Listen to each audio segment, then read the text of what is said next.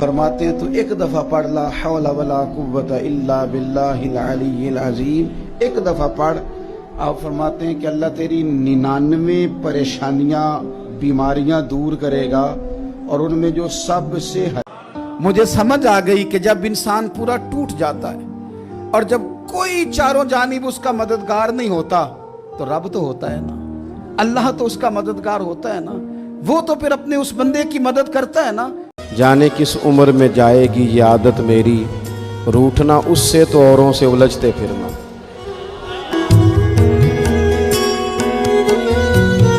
میری بہنوں، میری بیٹیوں، اگر تم اپنے آپ کو قیمتی بنانا چاہتی ہو تو غلاف میں چھپ جاؤ، تمہاری قیمت بڑھ جائے گی، تمہارا وقار بڑھ جائے گا، تمہاری عظمت بڑھ جائے گی.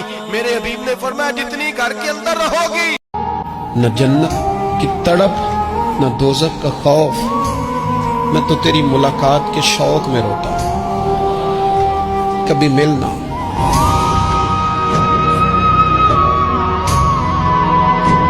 روب کپڑوں کا نہیں ہوتا، روب کردار کا ہوتا ہے.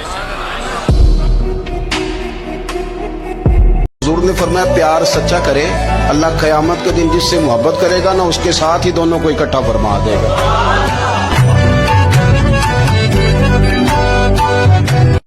مانا کہ محبت کے سفر میں ہر گام پہ 100 مشکل ہے، لیکن یہ سفر آسان بھی ہے اگر ساتھ تمہارا ہو جائے. دل اگر صاف نہ ہو تو بھی مالک نیکیاں قبول نہیں کرتا. پاک ہوئے تے پاک ہی ملدا ہی تے بنا پاکوں پاک نہیں ملدا. اے سارے وجود دے تون دے نالوں اکو تولا ہے ٹکڑا دل دا. یہ جو پاکیزگی ہے نا دل کی، یہ نہ ہو تب بھی نیک اعمال اس کی بارگاہ میں قبول نہیں ہوتے. اکھاں جدوں میٹیاں زمانہ مینوں روے گا، اپنا تے اپنا بیگانہ مینوں روے گا. جدوں نہ میں دسیا میں خاراں نوں میں خانے وچ جام ٹوٹ جان گے. کہ ایک بات اپنی زندگی میں طے کر لیں کہ یہ ہو نہیں سکتا کہ لوگ آپ کو باتیں نہ کریں، یہ ممکن نہیں. اس لیے کہ مخلوق تو فنکار ہے اس درجہ کے پل بھر میں سنگے درے. حضرت ابو ہریرہ رضی اللہ تعالیٰ عنہ کھڑے تھے تو ایک آدمی دودھ میں پانی ملا رہا تھا. حضرت ابو ہریرہ کی چیخیں نکل گئی، رو پڑے. لوگ کٹھے ہوئے کہنے لگے حضور آپ کو کیا ہوا؟ وہ پانی ملانے والا بھی آ گیا. حضور آپ کیوں رو رہے ہیں؟ مایا قیامت کے دن تجھے جو سزا ملے گی وہ سزا یاد کر کے میری آنکھوں میں آنسو آ گئے. تجھے جو سزا ملے گی میری آنکھوں میں آنسو آ گئے. حضور کیا سزا ملے گی؟ حضرت ابو ہریرہ رضی اللہ تعالیٰ عنہ فرماتے ہیں یہ دودھ رب تیرے سامنے رکھے گا، تجھ سے اللہ فرمائے گا 40 سے پانی علیحدہ کر، اللہ تجھے سزا دے گا. حضرت ابو ہریرہ فرمانے لگے رب کریم قیامت کے دن تجھ سے فرمائے گا چل علیحدہ کر، تجھ سے پانی بتا کر لے گا. کہنے لگا حضور ڈالا تو جا سکتا ہے، نکالا نہیں جا سکتا. ماننے لگے پھر تیرا دوزخ سے نکلنا بھی مشکل ہے، تو دے بچوں کو کما کے کھلا اوج کر.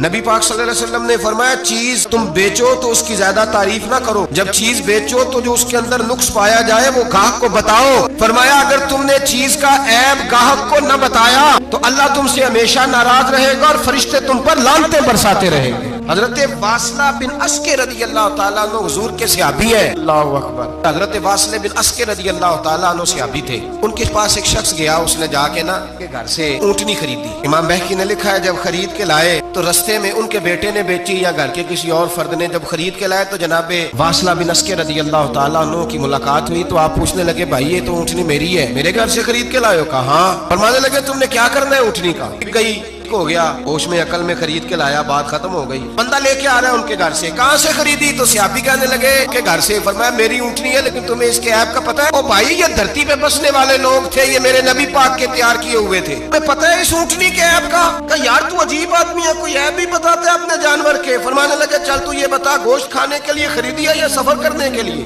کہا میں نے تو اس پہ بیٹھ کے حج کرنے جانا ہے. فرمانے لگے چل بھی میرے ساتھ واپس آپ پیسے لے لے، گوشت کھانے کے لیے اچھی ہے، دودھ دینے کے لیے اچھی ہے، پر یہ سفر کے لیے اچھی نہیں، کام نہیں آئے گا. اب وہ صحابی ساتھ ساتھ چل رہے ہیں اور کہنے لگے یار میں نے خرید لی تھی، پیسے دے دیے تھے، مرضی سے سودا کیا تھا، میں نے پوچھا بھی نہیں تھا سفر کی کیسی ہے، تو نے یہ کیوں کیا؟ حضرت واصلہ رونے لگے. فرمانے لگے کیا کروں میں رسول اللہ کا غلام ہوں، کیا کروں نبی پاک کا غلام. رونے لگے میرے مصطفیٰ کریم السلام نے فرمایا فرشتے لعنت کریں گے اگر تو ایسی چیز بیچ ڈالے گا. کیا کروں؟ نوکر اس گھر کا ہوں جس گھر کی نوکری مجھے دھوکے کی اجازت ہے، اس گھر کا نوکر. इजाजत नहीं देती, मुझे इजाजत। हम कहते हैं जी मेरा मालिक कहता है, तो अपने मालिक की छोड़, तू कौनैन के मालिक की मान, तो अपने मालिक की छोड़, तू अर्श के मालिक की मान, तू छोड़ दुनियादार मालिक की मान जिसने तुझे पैदा किया है, तुझे रिस्क देता है। दुनिया के मालिक की बात कर रहा है। नबी पाक सल्लल्लाहु ताला अलैहि वसल्लम बाहर निकले, रात को मदीने में हवाएं चली हैं, झिम रिम झिम बरखा बरसी है, मदीना सारा ठंडा कर गई है, पहले ही बड़ा ठंडा है, और खुदा के करम से मदीने में और ठंडक हुई। हुजूर सवेरे निकले, बाजार में गए, गले का ढेर पड़ा है, पाक की नजर पड़ी, हुजूर पहुंचे तो गले का ढेर है, सारा खुश्क है। महबूब ने फरमाया रात को बारिश हुई है, तेरे गले में पड़ी नहीं, मेरी गंदम खुश्क रह गई, आज इतनी बारिश हुई। नबी पाक पर्दा पोश है कि नहीं? मेरे आला हज़रत फरमाते हैं कयामत में हमारे ऐब छुपेंगे तब जब मुस्तफा अपनी चादर में छुपाएंगे। वुसअतें दी है खुदा ने दामने महबूब को,